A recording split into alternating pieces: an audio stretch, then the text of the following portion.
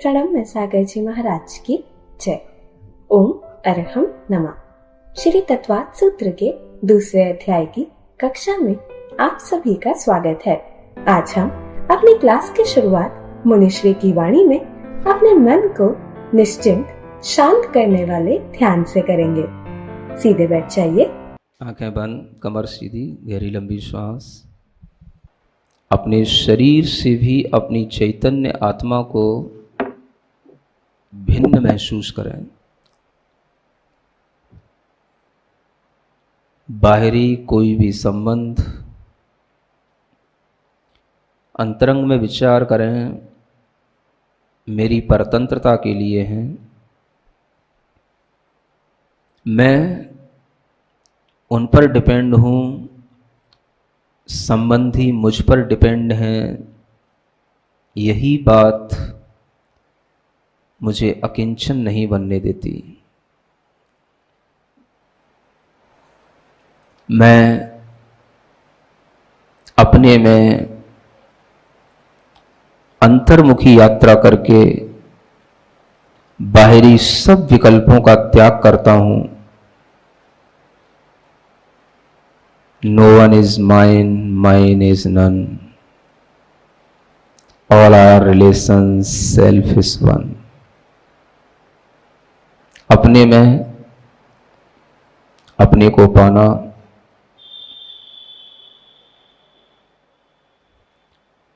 स्व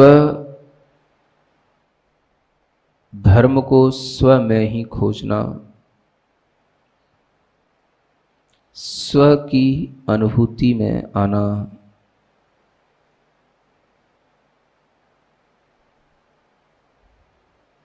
स्वयं से प्रेम करना।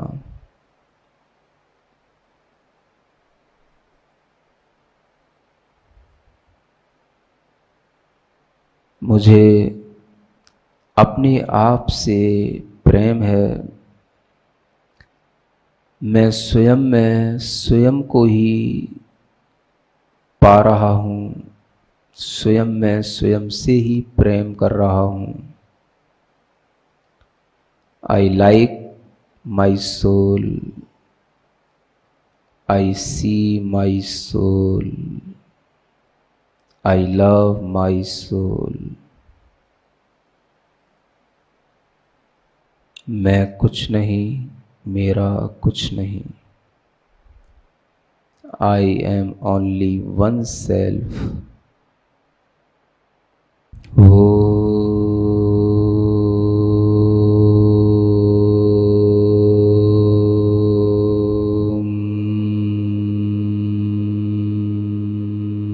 और हम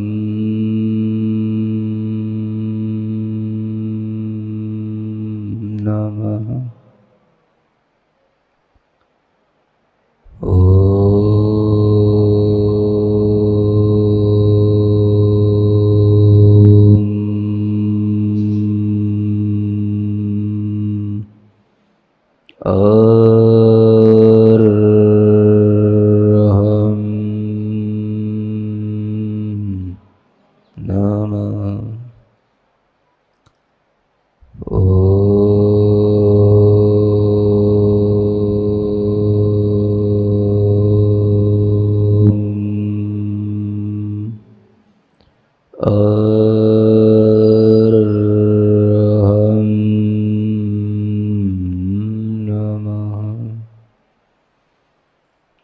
अपने आप में अपने को प्रसन्न महसूस करें। संकल्पित हो, मैं हर अभाव में भी खुश रहूँगा। अपने मन में भावना करें, मैं अकिंचन हूँ। सभी संबंध मेरे व्यवहार से हैं। वास्तव में तो मैं एक हूँ, अकेला हूँ। संसार में अकेला ही जन्म लिया हूँ, अकेला ही मृत्यु को प्राप्त होऊंगा। मैं एक हूँ, एकाकी हूँ। किंतु अपने में परिपूर्ण हूँ। जो हो सो हो, जो है सो है, हमको क्या, हमको क्या, हमको क्या। पूरे आनंद भाव के साथ। जो हो सो हो, जो है सो है, हमको क्या, हमको क्या, हमको क्या। जन्म सुनिश्चित, मरण सुनिश्चित, जन्म सुनिश्चित, कर्मों का फल मिलना निश्चित, कर्मों का फल। फिर संयोग वियोगों के क्षण, फिर संयोग वियोगों के क्षण, घबराने से क्या। जो हो सो हो, जो है सो है, हमको क्या, हमको क्या, हमको क्या। अपनी हथेलियां किसकर आंखों पर रखें। ओम अरहम परम शांति, परम शांति, परम शांति। आइए अब हम पूर्ण एकाग्रता से अपनी क्लास की ओर चलते हैं और कल की कक्षा का एक क्विक रिकैप कर लेते हैं। हमने जाना एक इंद्रिय जीव पहले से ही उपस्थित द्रव्य को अपनी काय बना लेते हैं। जैसे जीव सामान्य पृथ्वी को ही अपनी काय बनाकर पृथ्वी कायक होते हैं। यह स्थावरों की विशेषता है। त्रस में ये व्यवस्था नहीं होती। हमें पांचों ही स्थावरों को एकांत रूप से कलेवर या जीव का छोड़ा हुआ शरीर नहीं मानना चाहिए, क्योंकि इस व्यवस्था में जीव पहले से ही उत्पन्न काया में जाकर उसे अपना शरीर बनाता है, वहाँ उत्पन्न होता है। इसीलिए स्थावर पुद्गल रूप भी है और जीव रूप भी। सिद्धांततः पृथ्वी आदि जीव कहाँ है और कहाँ से निकल कर गए हैं बताया नहीं जा सकता। एक पत्थर के किस भाग में जीव होंगे, किस में नहीं, कुछ नहीं कहा जा सकता। इनकी काया घनांगुल का असंख्यातवां भाग जितनी छोटी होती है। यह 5 स्थावर वाले जीव बड़ी सूक्ष्म काया वाले होते हैं और बड़े सूक्ष्म रूप से परिणमन करते रहते हैं। अतः हमें आगम अनुसार ही इन जीवों की रक्षा के लिए तत्पर रहना चाहिए और साथ ही यह ज्ञान रखना चाहिए कि स्थावर अजीव रूप भी उपलब्ध होते हैं। पृथ्वी, जल, अग्नि और वायु से हमारा जीवन चलता है। जैसे पृथ्वी से घर मकान, जल से शरीर, अग्नि से भोजन, वायु से श्वास आदि। सिद्धांततः देखे तो वनस्पति के द्वारा ही हमारा जीवन चलता है। वनस्पति का पहला भेद है साधारण वनस्पति यानी निगोद जीव। निगोद में अनंत अनंत जीवों का पिंड होता है, मतलब अनंत जीवों का एक ही शरीर होता है, जो बादल और सूक्ष्म के भेद से पूरे लोक में स्थित रहते हैं और उन्हीं से हमारे शरीर के अंदर मांस आदि की उत्पत्ति होती रहती है। इनकी आयु अंतर्मुहूर्त की आयु होती है। यही निगोद जीव वनस्पति में होते हैं तो साधारण वनस्पति कायिक जीव होते हैं। वनस्पति का दूसरा भेद होता है प्रत्येक वनस्पति, जिसमें एक शरीर का एक ही जीव ही स्वामी होता है। उसकी अपनी आयु होती है और उसी के अनुसार उसमें जीवत्व बना रहता है। प्रत्येक वनस्पति के 2 भेद होते हैं। सप्रतिष्ठित प्रत्येक यानी जिसमें अनंत निगोद जीव आकर रह रहे हों, यानी उनकी प्रतिष्ठा हो गई हो। यह हमें हर जगह दिखाई देते हैं, जैसे पालक, मेथी या हरी पत्ती वाली चीजें। इन्हें हम अनंत काय भी कहते हैं। और अप्रतिष्ठित प्रत्येक जिसमें से निगोद जीव निकल गए हो या ना हो। तो चलिए अब हम सभी अपने मोक्ष मार्ग को प्रशस्त करने के लिए पूज्य मुनि श्री का उद्बोधन सुनते हैं।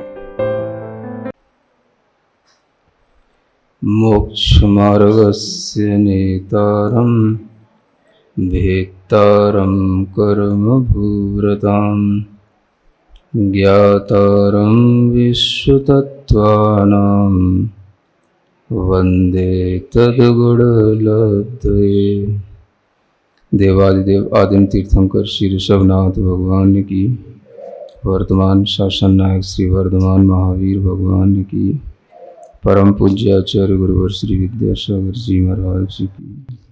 प्रतिष्ठित का मतलब है यहाँ पर उसमें स्थित होना, प्रतिष्ठा होना माने उसमें है वो चीज। तो क्या है? जो प्रत्येक वनस्पति है, समझ आ रहा है? प्रत्येक वनस्पति, ध्यान रखा, जिसका एक जीव का एक शरीर है।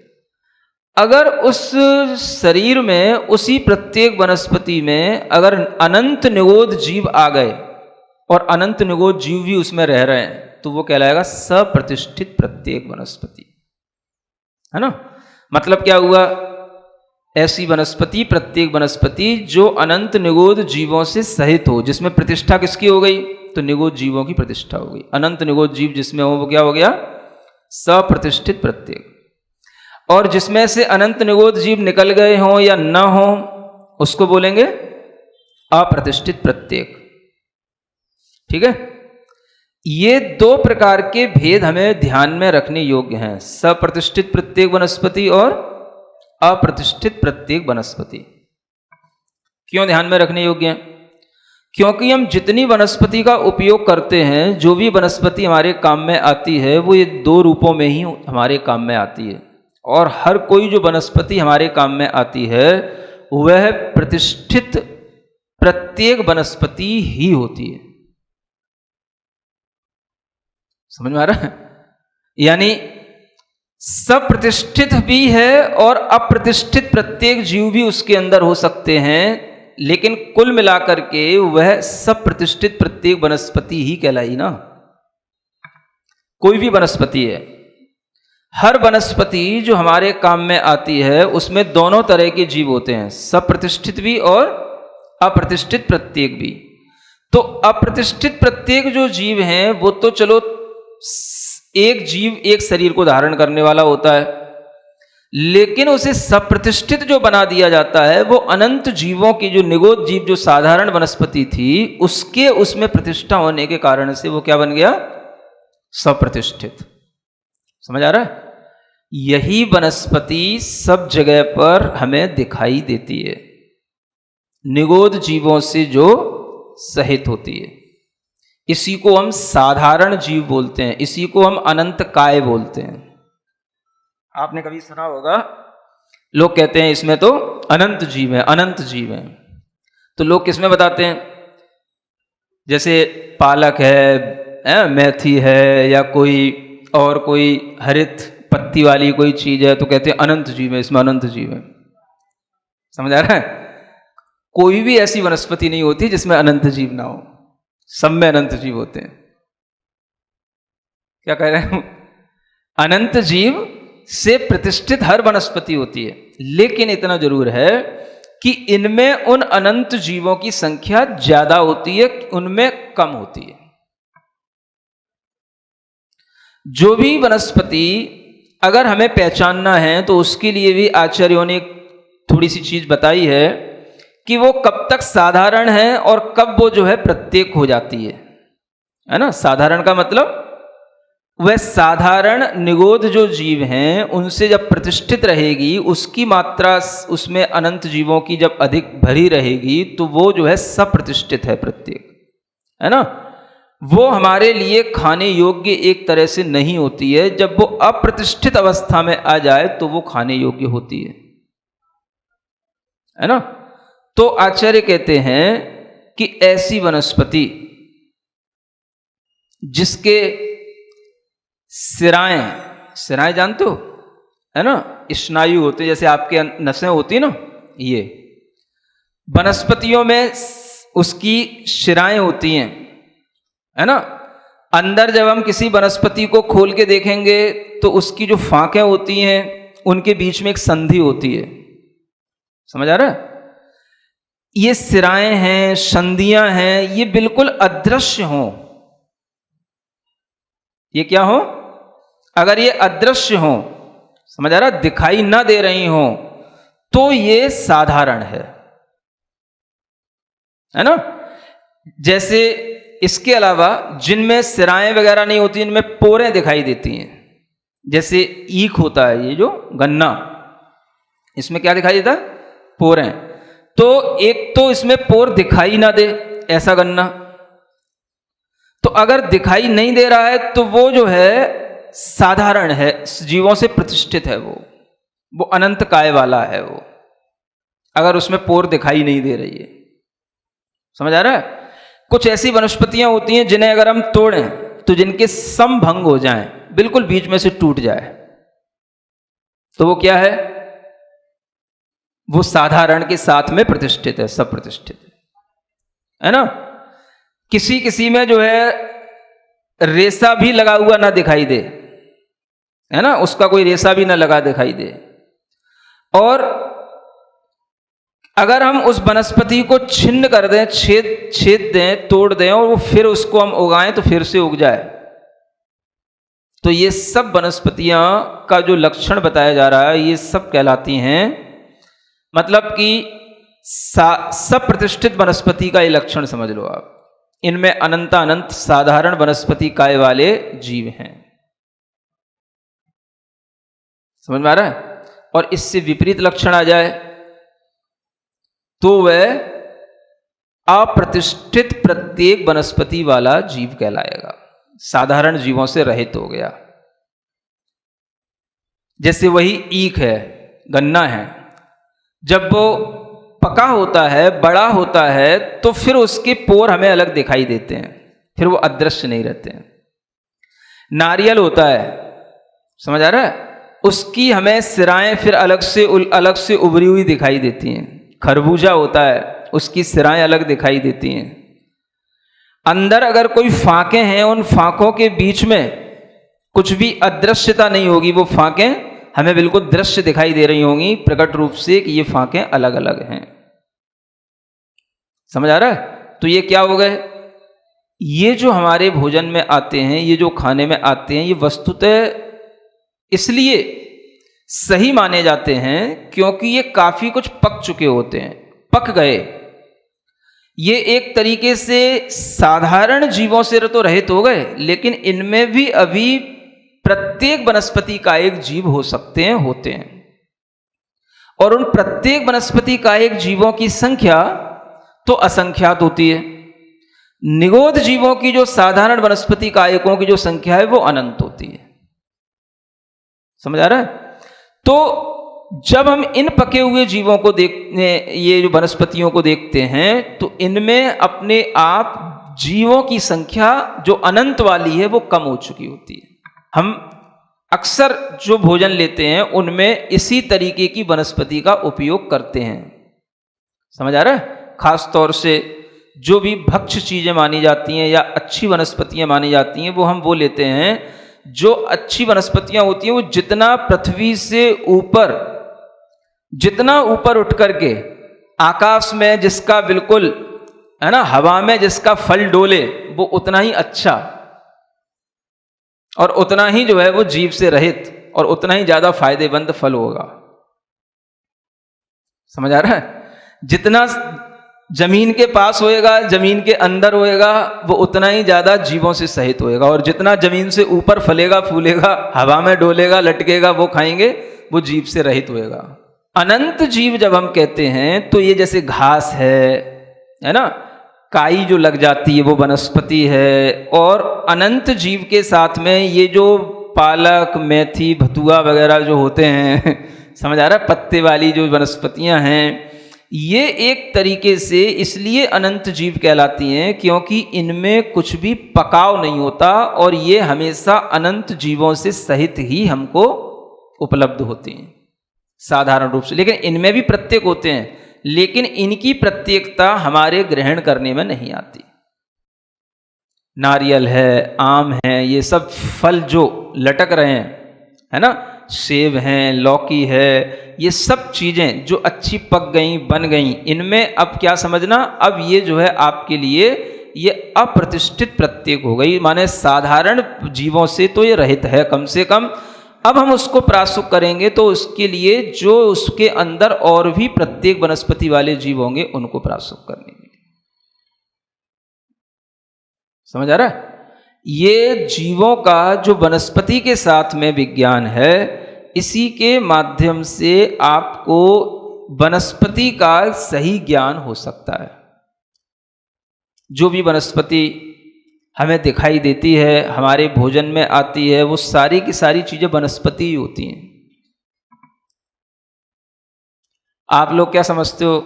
अब देखो, व्यवहार में जो कुछ भी चीजें अच्छी हैं, लेकिन सिद्धांत की दृष्टि से देखो तो एक सिद्धांत अपनी जगह पर एक अलग व्यापक दृष्टिकोण से हमें देखने को सब कुछ चीजें देता है ना।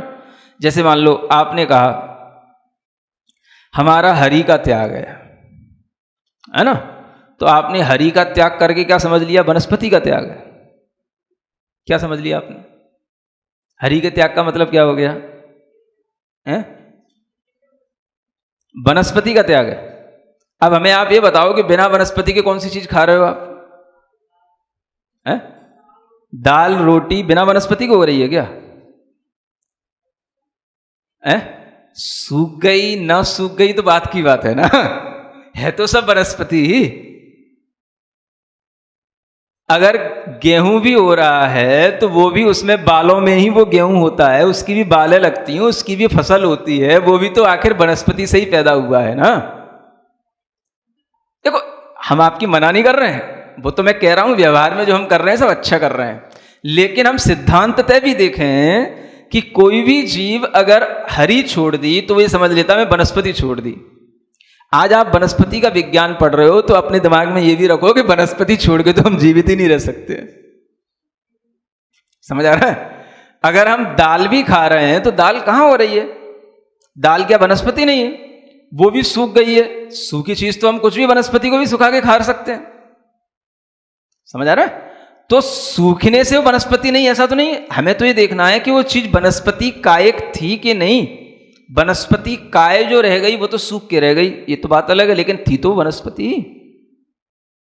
तो हम जिस तरह से केवल हरि के त्याग में सब्जियों का त्याग कर लेते हैं, फलों का त्याग कर लेते हैं, समझ आ रहा है, लेकिन दालों को ये गेहूं है, चावल है, ये क्या वनस्पति नहीं है? आप कहोगे महाराज आप हम कुछ ना कुछ नई नई बातें बताते रहते हो। समझ आ रहा है? बात नई नहीं है, नए ढंग से सोचने की है ना। ये हम भी जान रहे हैं, मान रहे हैं कि हाँ ठीक है वही वनस्पति है, लेकिन ये भी वनस्पति है सिद्धांततः, ये भी तो जानो। गन्ना है, ये भी वनस्पति है। समझ आ रहा है? अगर आप हल्दी का प्रयोग कर रहे हैं तो वो भी वनस्पति है।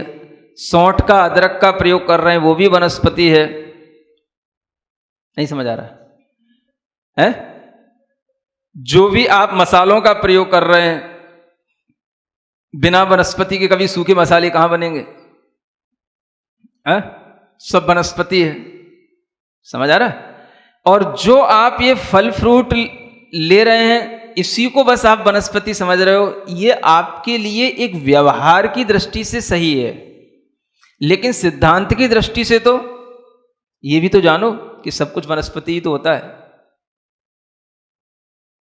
हम अगर इसको सूखा सूखा कह रहे हैं, इसको सुखा के खा रहे हैं, तो ऐसी भी वनस्पतियां होती हैं, फिर आप उनको भी सुखा करके खा लो। नहीं समझ आ रहा है? कोई भी वनस्पतियां मान लो जैसे कि ये वो आती हैं, ये वो नहीं होती बीन्स, है ना, बीन्स में भी कई तरीके की चीजें होती हैं वो। हाँ गवार फल्ली। समझ आ रहा है? अच्छे ढंग से सुखा लो, खा लो। अरे टेस्ट सही, कुछ सही। आखिर अगर आपको सुखा के ही खाना है और ये सोचना है कि वनस्पति नहीं है, तो आपने जो ये व्यवहार बना रखा है, हमें तो ऐसा लगता है कि ये फल फ्रूट वनस्पति है और ये अन्न है, ये वनस्पति नहीं है। साग फल फ्रूट हैं, ये तो वनस्पति मान लिया आपने, और ये जो है इसको आपने अन्न की श्रेणी में रख दिया तो वनस्पति से रहित कर दिया। अरे वनस्पति तो एक व्यापक चीज है, उसके भेद कर दिए। ये अन्न है, ये तिलहन है, समझ आ रहा है, ये शाक हैं, ये फल हैं, ये उसके अलग अलग भेद करो, ये तो ठीक बनता है बात। लेकिन वो भेद करते करते हमने ऐसी एकांत धारणा बना ली कि हमें ना तिलहन कभी वनस्पति समझ आती, ना कभी सरसों वनस्पति समझ आती।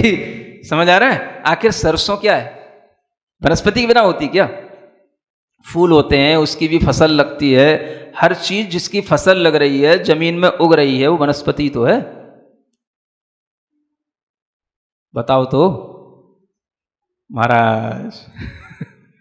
क्या महाराज? तो ये वनस्पति के तरह तरह के भेद हैं, लेकिन हम एक भेद में अटक गए, केवल फल फ्रूट और जो सब्जियां ये वनस्पति हैं, बाकी सब वनस्पति नहीं है।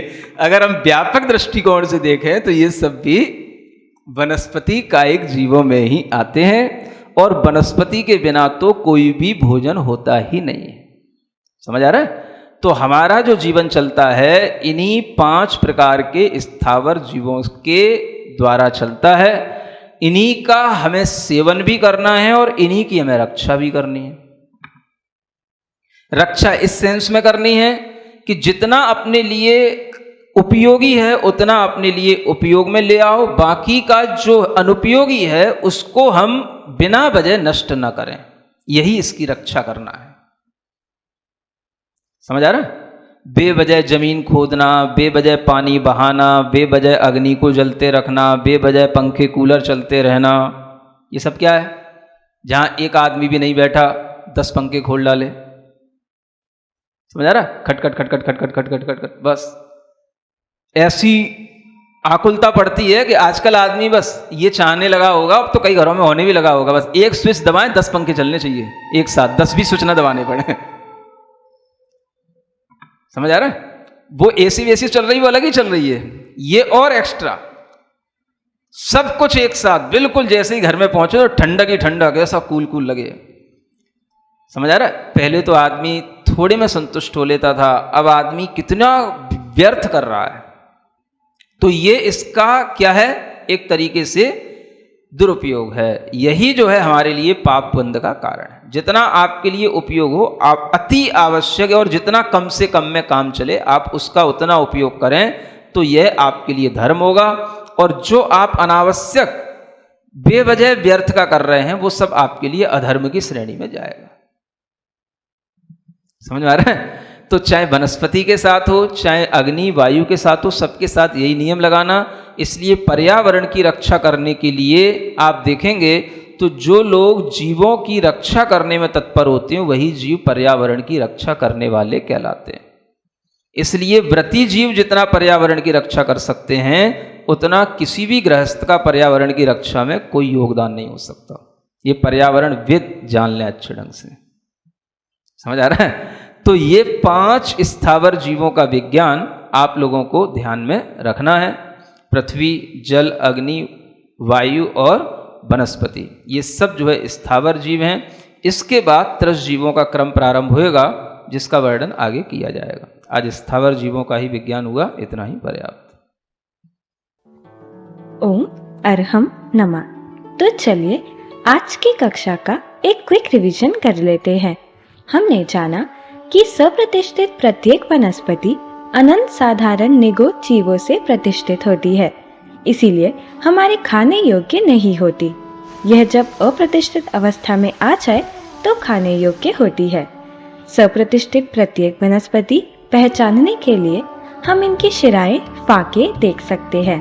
अगर शिराएं या फाके अदृश्य हैं, अलग अलग नहीं दिख रही हैं, तो ये सप्रतिष्ठित प्रत्येक वनस्पति है, जैसे गन्ना, खरबूजा आदि, जिसमें पोरे या फाके नहीं दिख रही हैं। ऐसे ही वो वनस्पतियां जिन्हें तोड़े तो समभंग हो जाए, बिल्कुल बीच में से टूट जाए, वो सप्रतिष्ठित है।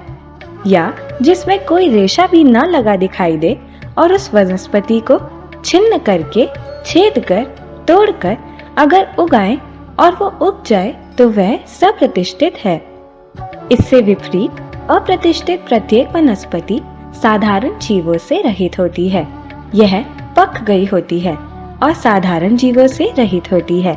जैसे पकने के पश्चात गन्ना, नारियल, खरबूजा ये खाने योग्य माने जाते हैं। जिन वनस्पति का फल पृथ्वी से ऊपर उठकर आकाश में होता है वह जीव से रहित और उतना ही ज्यादा फायदेमंद होता है, और जितना जमीन के पास अंदर होता है वह उतना ही ज्यादा जीवों से सहित होता है। घास, काई, पालक, मेथी, बथुआ जैसी पत्ते वाली वनस्पतियां में पकाव नहीं होता, इसीलिए अनंत जीव कहलाती हैं। नारियल, आम, सेब, लौकी ये सब अच्छे से पककर अप्रतिष्ठित बन जाते हैं। हमने जाना कि हरि के त्याग को लोग अक्सर वनस्पति का त्याग समझ लेते हैं, मगर सिद्धांत से इसमें सिर्फ सब्जी फल आदि का त्याग ही आता है। वनस्पति का त्याग कहना गलत है, क्योंकि वनस्पति तो व्यापक है। दाल, गेहूं, चावल, मसाले, तिलहन, सरसों का तेल आदि सभी वनस्पति है। हमारा जीवन इन्हीं 5 प्रकार के स्थावर जीवों के द्वारा चलता है, अतः हमें इनका सेवन भी करना है और रक्षा भी। जितना कम से कम हो सके उतना उपयोग करने से ही हमारे लिए धर्म होगा, और जो अनुपयोगी है उसको हम बिना वजह नष्ट ना करें। जैसे बेवजह जमीन खोदना, पानी बहाना, अग्नि को जलाए रखना, पंखे कूलर चलाना, ये न सिर्फ दुरुपयोग है अपितु अधर्म भी है और पाप बंध का कारण भी है। जो लोग जीवों की रक्षा करने में तत्पर होते हैं वही पर्यावरण की रक्षा करने वाले कहलाते हैं। इसीलिए व्रती जीव का पर्यावरण रक्षा में योगदान किसी भी गृहस्थ से अधिक होता है। तो चलिए अब हम सभी चिन्वानी स्तुति करते हैं और तत्पश्चात समय होगा आज के सवाल का। अब समय है आज के प्रतियोगिता प्रश्न में भाग लेकर आकर्षक पुरस्कार जीतने का। आप अपने फोन को QR कोड स्कैन करने के लिए तैयार रखिए या लिंक पर जाएं। आप अपना उत्तर चुनकर हमें कल दोपहर 2 बजे तक भेज सकते हैं। 3 भाग्यशाली विजेताओं को मिलेंगे आकर्षक उपहार। विजेताओं का नाम इसी कार्यक्रम में हर रविवार को घोषित किया जाएगा। साथ ही सभी प्रश्नों के सही उत्तर भी बताए जाएंगे। आज का सवाल है, निम्न में से अप्रतिष्ठित प्रत्येक वनस्पति कौन सी है? पालक, मेथी, सेब, घास। अगर आप किसी कारणवश कोड स्कैन ना कर पाए हों तो आप क्लास की वेबसाइट पर जाकर उन्हें अटेम्प्ट कर सकते हैं। इस लिंक पर जाएं या QR कोड को स्कैन कीजिए।